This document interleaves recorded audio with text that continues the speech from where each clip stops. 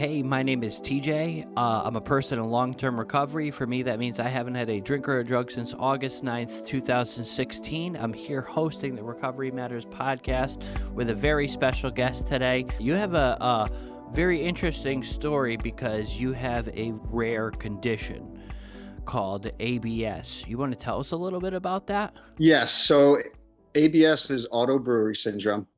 It's a rare disorder. It's a condition where the body produces its own alcohol through internal fermentation of carbohydrates, and it leads to intoxication without consuming any alcohol beverages. So for me, I'm allergic to carbohydrates and sugar. I haven't had a drink or a carb or a sugar since 2019. But this disorder, it was obviously devastating for me. And the symptoms of it, so they're very similar to alcohol intoxication. Dizziness, slurred speech, confusion, drowsiness. I've nausea, vomiting. It's all the signs and symptoms of someone that is intoxicated. The primary cause is an overgrowth of fermenting yeast in the body or bacteria in the gastrointestinal tract. With carbohydrate intake, these microorganisms, they ferment carbohydrates and sugar and they produce ethanol or alcohol. Mm-hmm. Uh, Many people ask me, how can you get auto-brewery syndrome? It's very rare. I don't know the exact amount of cases in the United States. I've heard different numbers. I've heard less than 100. I'm not exactly sure.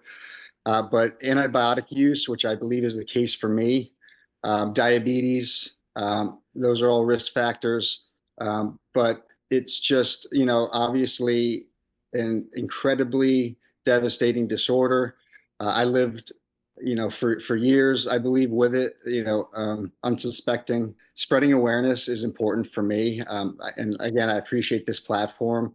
Friends and family, they said, listen, Mark, you got to get your story out, spread awareness. So, um, you know, if there's individuals out there, that are potentially living with auto-brewery syndrome and they don't know it, that's obviously concerning. So, that's why I wanted to raise as much awareness as I possibly can. Yeah, thank you so much, and thank you for your advocacy and your vulnerability here with us today. I imagine it's something difficult because you don't consume any alcohol, and then all of a sudden you're basically under the influence of alcohol, correct? Correct. Yes, and for me it goes 0 to 60. I'll go from having a 0.00 blood alcohol content to within an hour. I've gone up to as high as a 0.26, which is extremely high. Very extreme elevated blood alcohol content, and it's all the same symptoms. Mm-hmm. And it's just terrible. To go that quickly to a BAC, elevated to that level, it's scary. I was consuming carbohydrates, sugar. I was a social drinker as well. Mm-hmm. So on top of my body producing alcohol, I was eating carbs and sugar. I was consuming alcohol, which for someone with auto brewery syndrome, if I have a drink, it's about, it's like two or three, for somebody else. So when someone has a beer, if I had one, it's like me having three. So it's just a very devastating disorder. Yeah, how did you figure out you had this disorder? For me, it was the hard way. Two DWIs in 6 months in New York. So I was facing felony prison time. I had left my position as a physical education teacher and coach. I had taken an athletic director position. So, I didn't have tenure anymore. I actually took a new position under a teacher contract at a new district. Within my first 3 weeks, I got a DWI, and Wow. then I got one 6 months later. A few weeks into my new position, I had gone to a bachelor party that weekend. So I was a social drinker and consumed a lot of alcohol that weekend. I went to bed at midnight. I was pulled over at 4 in the afternoon with a blood alcohol content of a 0.18. Wow. I told the state trooper that, and he asked me, he said, "Do you have GERD?" He's like, "That would be the only explanation for this." And I said, "No." Now, I didn't know it at the time, but I did. I was diagnosed with GERD, and also it's called Barrett's esophagus, which, GERD is gastro reflux. Barrett's esophagus exasperates it. So not only was my body producing alcohol, I was ingesting alcohol, and then the reflux, was basically refluxing all day long. Um, and that was the first DWI, and that one's still on my record. Now I pled to that one because I had no idea. Now I just thought it was, a result of a long weekend of social drinking. Yep. I didn't know it was because of my disorder. Thinking about that timeline, 14 hours later, I should not be at 0.18. That was in August of 2018. I took the job in July. Superintendent brought me in. I had made an impact in the 3 weeks I was there. I had made a positive impact on the school district and the community, to such an extent that they were willing to, maybe we can move past this. Couldn't get another DWI, is I guess the point of the story. Yep. Uh, in the spring, so I'm the athletic director. I go to a boys golf match to support them. I After the match, I bought both schools. I went into my athletic budget and I bought them both dinner. It was hot dog, French fries, soda, and I sat down and I ate with them. When I left the golf match, I pulled out. I got on the phone and I was calling the Board of Education vice president. Her daughter, there was a bullying incident, and I wanted to call, touch base, check in. I got pulled over. I had my cell phone in my hand, so hands free. Got pulled over for having the cell phone in my hand, and again, I believe it was a 0.18 again, and that was just from ingesting hot dog, French fries, soda. Wow. And yeah, so that was the second DWI. So you get pulled over and you're having this discussion with the officer, and he's like, "Have you been drinking today?" Right? And you're like, "No." And they make you blow into a breathalyzer, and it's like, well, yeah, nobody's ever been drinking when they've been pulled over, right? Like the typical, are you lying to me? And you're like, "No, I seriously haven't." How did that Yeah, play out? yeah. So, obviously, have you been drinking? I had one. I think it was one trooper came over, and then I think there were two that pulled me over. She brought the other one over, and he kind of stuck his, nose in a little bit. And yeah, have you been drinking? No, I told them where I was coming from. I'm an athletic director. I was coming from the golf course, so, a boys golf match, and I was just on the phone. I apologized for the phone in my hand. I said I was calling the Board of Education vice president about a bullying situation. Well, they said there's the strong odor of alcohol coming from your automobile, and then from there it was the standard sobriety field tests, and from there it was handcuffed and then back to the station, I believe, where I blew a 0.18. What was going through your mind during that period, knowing you hadn't consumed any alcohol and you're being arrested for a DWI? At that point, that was the scariest situation. And for me, it was like, here we go again. Yep. I essentially left. I had to get out of the school district I was teaching in and coaching in initially from 2005 to 2018. Over the years, there were, many instances of individuals saying that they smelled alcohol on me. As the as the varsity baseball coach and a physical education teacher, teaching elementary students. Obviously, it was, a tough situation for me. And then, I wanted to start fresh. I said, I need to start fresh in a new district where I don't have that stigma. And that's really what was going through my mind. First, what's going on here? How is this happening again? And I really, I thought I was starting new. Obviously, I had the incident in the fall, which, put me in a tough spot with the district. But not just, obviously speaking with my wife and my parents, and just, have you been drinking? And I was adamant that I had not been drinking. And that's really what was going through my mind. And that's when we started researching. Not me, but my mother and my aunt started researching, can your body produce alcohol? Wow. And then did they bring those findings back to you and you're like, wow, this might be what I have? Yes. So my mother said that she found this disorder, and I took a look at it, and I remember uh, when I get emotional talking about it. I remember her explaining the disorder to me, and I just started hysterically crying. Now, obviously, I wasn't diagnosed at that moment. I said, I have to have it. I said, this is it. Obviously, we have to get to the bottom of it. My my aunt worked in the medical field. I was able to get in with Dr. Wick in Staten Island for an initial consult of the disorder. But that's essentially when we started researching auto-brewery syndrome. Wow. And then you knew right away this is what you had.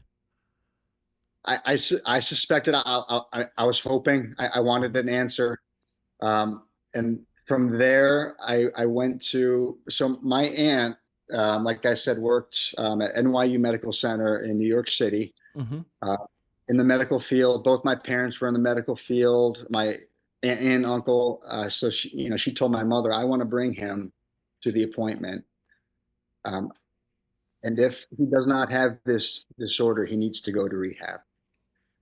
I didn't know this at the time. I found out later, that she basically, she was driving me because she needed to see it for herself. And I didn't know at the time, as she was driving me to the appointment, she was texting my mother, he smells like alcohol right now. Wow. Um, so the initial consult was with Dr. Wick. I was very emotional even with him, and he couldn't understand. I started going through my background. I couldn't control my emotions. The initial consult was just kind of to get to know me and set up the next appointment, which needed to occur in a controlled setting.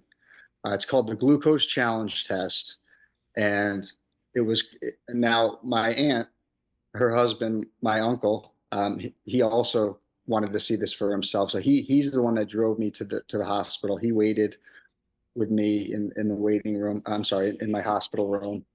Now, the glucose challenge test, what it is they test your breath, they test your blood, make sure it's 0.00, and then they put a PICC line in your arm because they need to check your blood every 4 hours. So they test my breath and blood, zeros across the board, and then they give me the glucose challenge test, which is it's two like sugary drinks. You just drink both of them. It's just basically the test is to see how your body reacts to sugar. Within 30 minutes, I was a 0.09. I believe I got to a 0.14, and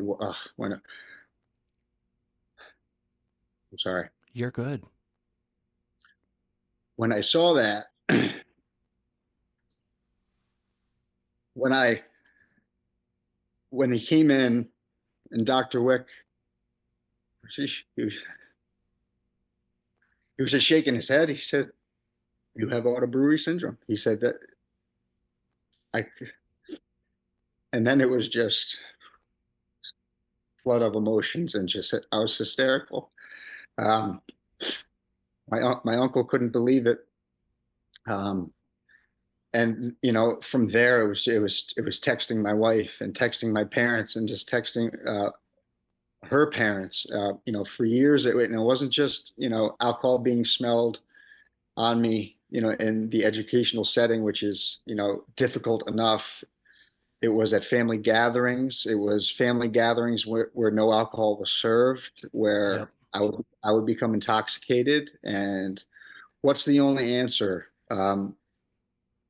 Is that he's hiding. He's hiding the alcohol, and he's drinking in excess. When we do drink, I get to the point where I am very intoxicated, and that was a result of, my body producing alcohol as well as ingesting it. But, I remember one Christmas morning where I was with my in-laws in Long Island, New York, and my wife's parents. And, Christmas Eve is always big. That's when the social, that's the big party for our family. And then it's Christmas is just relaxing, there was no alcohol served that day. And I was just unbelievably intoxicated. I remember being sitting at the dinner and I couldn't control I couldn't even pick up a fork to eat. And I remember looking over, I saw just my father-in-law just looking at me. I think he had his mouth open. He couldn't believe it. My wife looked at me like, she just said, "You need to go to bed." And I said, "Okay." Wow. But getting back to the diagnosis, it was the most amazing day for me because I finally had an answer. Yeah, I imagine as a person who didn't consume this alcohol and everybody looking at you and consistently questioning you, right? What was that like? Where it's like you knew you get up in the morning, you hadn't consumed any alcohol, and you go to work, and I'm sure you had a very big passion for what you do, and these people are in here and they're questioning you, and you kind of don't feel right. Tell me about that. You know, it in the beginning, so 2006, it was my second year. So, I was not tenured. I was the JV basketball coach. And the first time was, my athletic director brought me and the varsity coach in. It may have been like a Saturday practice, and he just said, "Mark, the players are complaining that they smell alcohol on you." Mm-hmm. And at that time, that was the first instance. He said, "Listen, I don't know what you're doing outside of here, if you're, what's going on, but you need to make sure that, when you come to school, when you come to practice, you come in the condition that you're supposed to be. You're not under any type of influence, and if you're having alcohol the night before, you got to make sure there's enough hours. Make sure you shower. Make sure all these things." And I said, absolutely, I will. Now at the time, it was it was coincidental because for me, I said to myself, maybe I went out on a Friday night and it was a Saturday morning practice. It could have been an 8 a.m. practice, so Mm-hmm. I thought maybe it was some residual effect, alcohol in my system. So that was kind of a wake up call to maybe, obviously I didn't drink during the week, but if it's a day before a Saturday practice or game, obviously I shouldn't be out social drinking. And then over the years, so I know you asked me how I felt. Each situation was kind of unique and different. Now, the next situation that occurred was 2012. I was sitting at home with my wife, and this was before we had kids. And one of my captains, I see him, he's calling me. It's about 7 o'clock at night. So I get up, I go down to the basement. I'm like, "Hey, what's going on?" Say, "Coach, players are smelling alcohol on you." He's like, as a captain, I want to, bring this to your attention. But we're, thinking about having a meeting with the athletic director, but I want to tell you first. I, I said, first of all, I said, thank you for calling as a captain. That's what you should be doing. I said, it's Mm-hmm. very concerning to me. I said, I go to I'm in my office by 7. I'm teaching elementary students, 5-year-olds to 10-year-olds all day long, and then I come right to practice. I said, "This is very concerning." I told him I'm going to reach out to our athletic director as well, and I'll let him know. And that's what I did right after the phone call. I gave my AD a call and I told him, I said, "I want to sit down tomorrow." I said, "I just got off the phone with one of my players and saying that they smelled alcohol on me."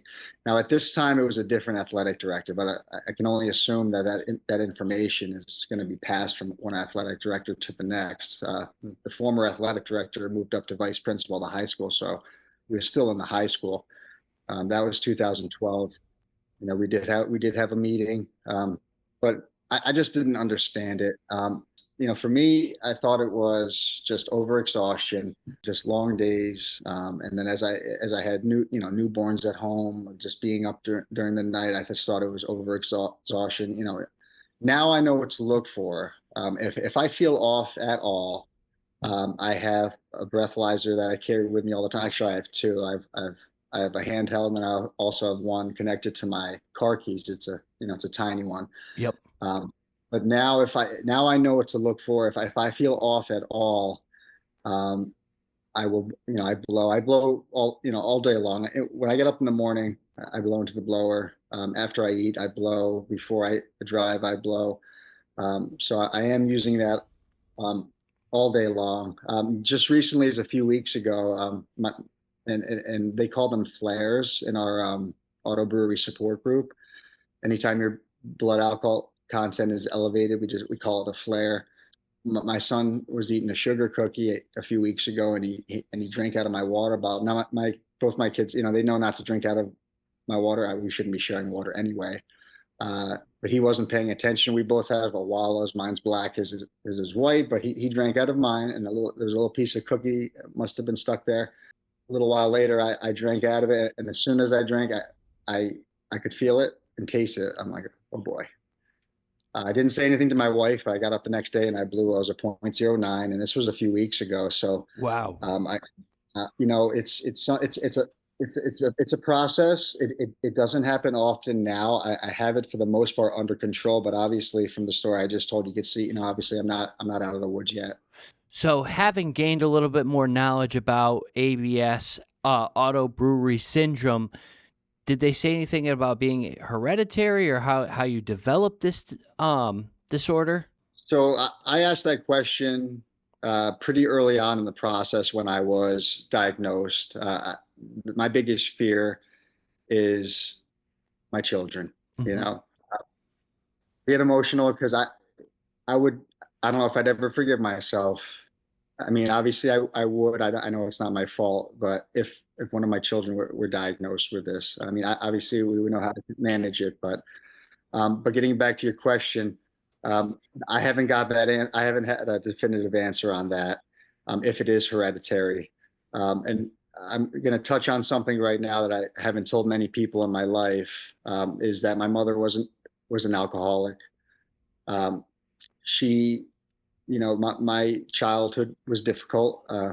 There's a lot of 911 calls. And then as we got older, it really became our choice as, me, my brother and I, whether we were going to continue a relationship with her. It got to the point where it just wasn't improving. My brother and I were driving to, it was Thanksgiving morning, 2007. She was going to host Thanksgiving. My grandmother usually hosted, but she had passed away the year before, so she was there to host. We gave her a few phone calls, and my girlfriend was in the car. She was my wife now. She had no idea what was going on, and I looked at my brother like we knew. When if there's a few phone calls and there's no answer, we got to the house. I told my girlfriend to stay in the car. She was she was upset. She was scared. She didn't know why. I just was screaming, "Stay in the car." We rang the doorbell a few times. We broke in. We smashed the window and kicked the door in. She was out. She was on the couch. Uh, and we turned off the stove. The stove was on. There was a dog there, my grandmother's dog, and we took the dog over to my aunt's house, shut the door, and that was the last time I saw her. Um, this was 2007. I blocked her. I Last time I saw her or spoke with her, and she passed away this past July. So I do have, some experience with alcoholism, but to answer the question of hereditary, I don't have that answer, and I sure hope not. Tell me about that moment sitting in that hospital bed and starting to rebuild your life from auto brewery syndrome. Yeah, obviously that was day one, and it was a long process. So it was, it was 3 years, three of the most difficult years of my life. Not only fighting in New York, 2 DWIs in 6 months is a felony. It's up to 3 years in prison. There was a grand jury. Uh, so just 3 years of legal battles, as well as 3 years of rebuilding my life. And I have a bracelet on. It says E plus R equals O. I I put this bracelet on right around that time, and I haven't taken it off. I might even get that tattooed on my hand at some point. But it means it's the event plus the response equals the outcome. And I lived that every day because it wasn't, I wasn't going to wake up the next day and my life was going to be better that I had an answer. It was just, all right, now you have the answer. Now it's going to get difficult. Hmm. Now here comes the challenge. And the challenge was, not only the legal aspect, that's challenging enough. Thinking that I'm going to prison. I have a 5-year-old and a 3-year-old, and I could go to prison for 3 years. And to tell you the truth, and I've never really thought about this, but obviously, I didn't go to prison for 3 years, but I was away from that long distance father for 3 years, and I'll tell you why. So in New York, I tried to get a new job. I had a house in New Jersey, but when you lose your job and you're offending felony charges, I tried to at first I was in denial. I was like, I can get another teaching job. I started interviewing. I was offered a position at a school, and then they just said it needed to clear HR. It did not. My fingerprints were on hold with the Department of Education. Um, so that was, I interviewed for a few athletic director positions. I got to a few final interviews, um, and from there it was. I knew I had no life back in New York, so I said I need to move forward. We had to sell our home in New Jersey. I sold my car, and we moved in with my wife's parents on Long Island, it was very, very stressful. Now I did have the answer that I was not a closet alcoholic, uh, but it was stressful in the fact that it's like we're a family basically living out of one bedroom. Hmm. I was running 10 miles a day. I was down to 130 pounds. I feel like I lost years off my life. The amount of stress that I was under was just it was really consuming me. I did get on. I got my real estate license. I don't Nice. know how. That's through the Department of State, so I'm not sure how. That was in New York. Got on a real estate team, but it's very competitive. It was about 30 miles outside New York City, so well, I wasn't generating any income. I flew down to Florida in March 2020 to get my Florida real estate license. The pandemic hit a few days later, and class canceled. The world shut down, real estate shut down. And my wife said, don't come back. It wasn't because she didn't want me back. It was she said New York is, quarantine, shut down. Why don't you stay down there and we'll see what happens with this pandemic. So, I ended up getting a seasonal job, and I've been here ever since. I never went back. But when you said rebuilding, it was day by day. I would wake up, I did what I had to do. I worked, and I would still run. I didn't run as much. I was doing 5 mile jog every quarter mile. I was doing 50 push-ups, but I was doing 1,000 push-ups a day, 5 miles a day. And when I was done with that, then I was trying to do some real estate, and I was trying to figure out the legal, talk with my lawyers every day, and I had to write a grand jury statement, and so it was, the process was one day at a time, and I know that's how it is, in it right in recovery, it's one day at a time. So for me, it was very similar. It was just I needed to focus on my response to what was going on. I couldn't dwell. I could not, I was a father, a husband, I needed to move forward. And Hmm. that's the way I could, was just focusing on the response. And I said, if that's if I focus on the response, I'm going to get the outcome that I'm looking for. Yeah, that's amazing. You got a lot of hope in there. Thank you. Tell me more about how you prevent flare-ups and how you sustain this recovery from auto-brewery syndrome. So obviously very strict diet, zero carbs, zero sugar, zero alcohol. Hmm. And my mother, my wife, they take care of me. They prep, a lot of my food. My wife will prep my breakfast for the week. She'll just make like 5 little containers of eggs. We have to, obviously, When we go shopping, it's limited, but honestly, I love it, eating clean right now. But the challenging, the part is it's when I, obviously go out to a restaurant, but for the for the day to day, my wife is an excellent cook. She's very creative. She's 100% Italian, so she loves to cook, and Wonderful. my mother is as well. And for years, my mother came today. She came today to drop off like food. She'll bring just foods that I could eat, whether it's frozen like homemade chicken salads and things like that, like sugar-free jellos. Like she'll like once a week she comes by. She lives about 30 minutes away.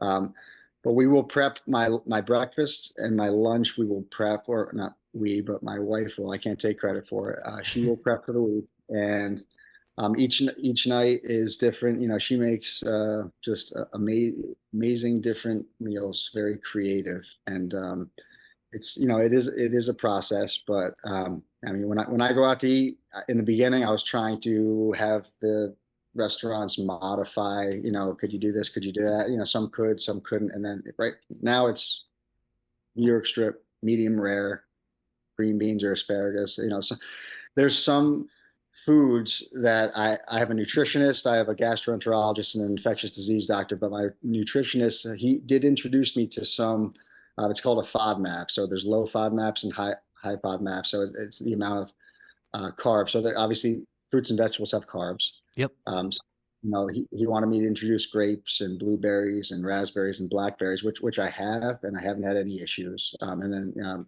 green beans and asparagus and broccoli, I haven't had any issues. So I'm thankful that I'm able to have, a little expanded palate, but for the most part, very limited. But we do the best we can. We stay positive, and E plus R equals O. So I know you're big on the advocacy front. Do you want to tell me a little bit more about the support groups and some of the advocacy and awareness and stuff that you got going on? Yeah, so autobrewery.org. It's a nonprofit. It is, you can go there. I promote it all the time on my videos, and obviously talking through that. The Facebook support group it's amazing. There are, it's not just patients, it's caretakers, and people, we can't forget the caretakers. Mm-hmm. It's a full-time job to make sure to keep, really to keep me safe. And when I said before 0.24, it's dangerous. You get much higher than that, and it's extremely dangerous. So the caretakers are extremely important, and it's full of information. Autobrewery.org has case studies that you can download. I have uh, individuals that either suspect or they've been diagnosed with Auto-Brewery Syndrome that will reach out to me. They'll send me messages, and we'll talk. I'll give them suggestions. For me, the suggestion that I've always given, and then my nutritionist does as well. He said, no carbs, no sugar. You could live a long, healthy life. You don't need carbs and sugar. There are many individuals that I've seen on the support group that they're on a keto or a low carb, and I suggest, I said, for me, the only thing that works is zeros across the board. But coming from a support piece, it really is. When you have something like this, and it's a rare disorder that not many people have, you need to lean on the people that are familiar with it, whether it's in the medical field or it's individuals that have a diagnosis or caretakers. And that's what it's all about. It's the support that we get. It's a family. We need to talk to each other, answer questions, and that's our forum to do that. And the amount, so I just recently went on social media, and I didn't even want to. I had family and friends, pushing me to do it, but the comments and the response and what I get is nothing but positivity and support. And that's not just from individuals I haven't met, but that's, from the support group, from the individuals, in our circle. It's shoulder to shoulder. We're in this together. We're going to get through this. We're going to manage this, stay positive. respond in a way that, you're always looking forward, you're never looking backwards, and, it's one day at a time, and we'll get there together. That's awesome. Thank you so much. Thank you so much for coming on. Thank you for your advocacy. Thank you for your awareness and all the work that you do in the community. And I wish you continued success on your journey, my friend. Thank you. Thank you very much. I appreciate it. Thank you for having me on and taking the time to meet with me. Thank you. Absolutely. Thank you for your vulnerability.